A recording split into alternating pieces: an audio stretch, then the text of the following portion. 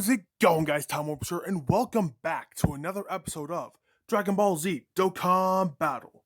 Now, what you're seeing here is not the normal setup for what I've been using for the last two episodes. This is, in fact, the Dragon Ball Z Dokkan JP edition. Now, to be specific, what is different about this game from the global version? To answer that, it's quite simple. Aside from the obvious text variations, this version of the game is ahead of the global version. Because currently, this is the banner that we currently don't have on global, along with some of the units that have been on here for a bit now, including that of these. Gotta pull up my LRs. These LR units, such as the Strength Transforming Gogeta. He's a great unit, by the way. And the Tech Transforming Vegito. Yep, right here. And so, anyway, besides that, today I'm going to be talking about the Friend Summoning versus the Dragonstone Summoning and the Hidden Potential system. And if we have time, we'll throw in a run of an event. So, let's get into here. These are the summon banners. Now, the difference between a banner like this and this is a banner designated for your friend points. And the way you build up your friend points is going into battles and by picking allies that you're a friend with. Like, if you friended somebody and they accepted it and you use them, you get 100 friend points. If you use someone and they're not friended to your account, it's like 50. Now, let's go on to a multi-summon. A multi-summon, it consists of 10 units.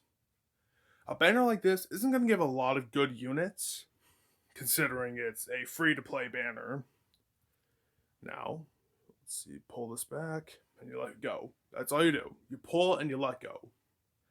Depending on the animations or the units that come up during that processing screen, depends on how good your summon is. So because this is a not good banner, we're not going to get really much good. Like N units, R units, and maybe some SRs. Also, on these banners, this banner specifically, there are some legendary units. They're not the best units, but they're still LRs if you're wanting to collect. Given the Great Saiyaman, the androids, and our friend here, Mr. Satan. Yes, it's Mr. Satan, not Hercule Satan or whatever.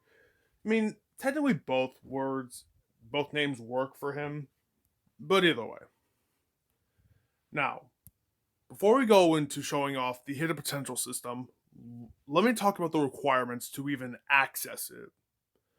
This ranking up here, it has to be above 150. Now, that may look and sound like an impossible.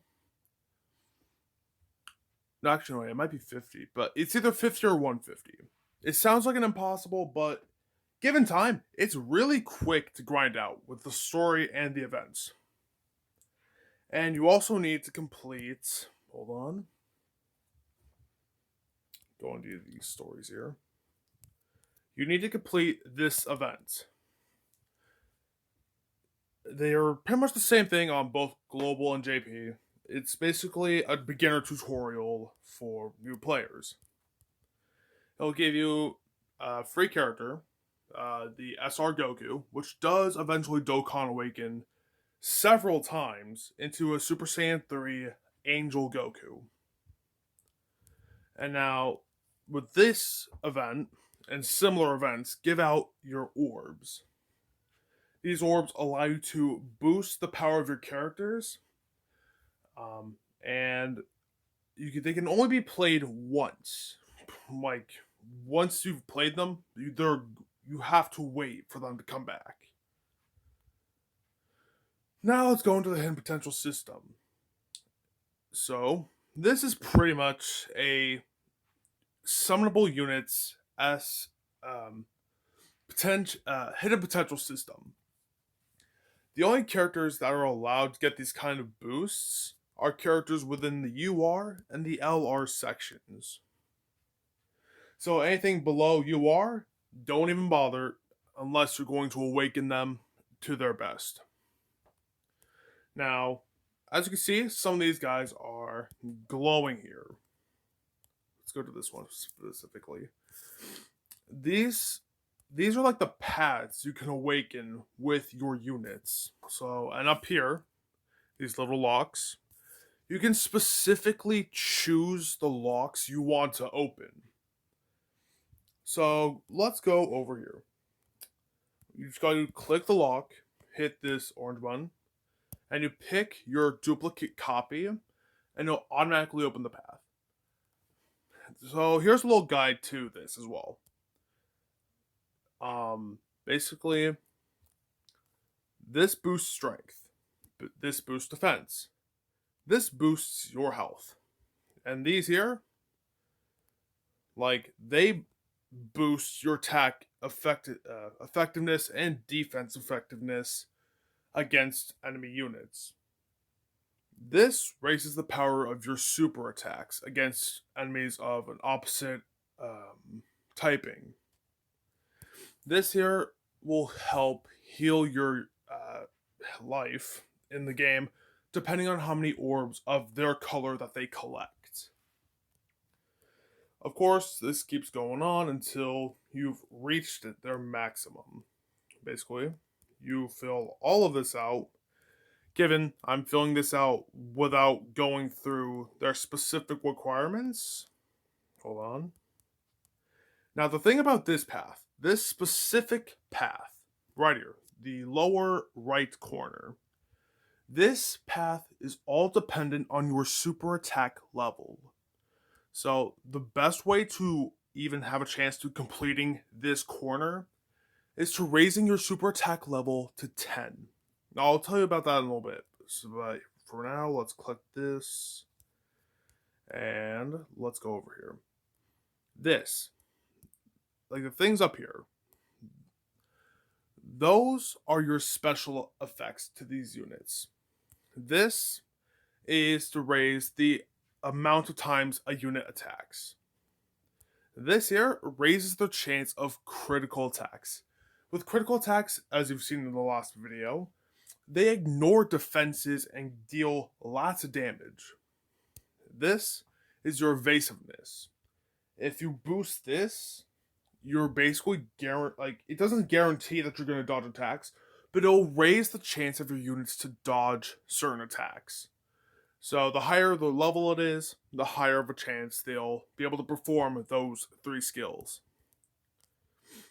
Alright, let's see, click those. And let's see how my Bardock is. So currently he's level 1, so that's great. I'm going to show you guys how to boost that. First, gotta confirm this. Now, how you can see it before, let's see. Let's go back. Alright, so here we're going. Here we go. We're going to the training. So let's go find that Bardock. So the best way to raise his super attack is with these Grand Supreme Kais. And then, aside from that unit, there also happens to be these, the Elder Kai units. These two boost your super attack, which, if you boost it enough, it will deal lots of damage to your opponents. Aside from that, I believe, yeah, these also boost super attack levels, but they're not as high as the others. Now let's go back to training out his by grabbing 5 right there. As you can see, we're already at 6 by completing this. Yep, getting that training. Alright, he's at 6. 4 more, and he's maxed out. Now, depending on the unit, their super attack levels will vary. UR units, like normal UR units, are maximum super attack 10. With easy A units, which, yet again, you'll see later on, have a max super attack of 15 if you collect all of their medals. Legendary unit characters have a maximum super attack of 20. Before I leave off on today's episode, I want you guys to go and vote. Again here. What banner would you like to see me summon off of? I've got 53 stones on this account, and so I'm going to leave my summoning option to you guys. Would you like to see me summon on this STR Transforming Cooler banner, the Extreme Z Dokkan Festival banner, the Terrifying Conquerors banner, or the Time Travelers category summon? Either way, I'm leaving this decision up to you guys. I want to know what you guys want to see, and by the time the next episode rolls around, I will have that summon pulled up for you guys, and I'm pretty sure everyone will have a great time with it. Alright, so I'm going to leave that video here. So, smash the like button, ring the notification bell, subscribe. Not to me, but the art channels mentioned before. Definitely, if you guys want to see more great content, go back to the other videos. You know, there's always more stuff coming. And as always, I'll see you in the next video. Timewarpz out! What you're given, that's how we live it. Don't be mad at the system, it's simply how we've existed. I hear a lot of people talking like they politicians and choose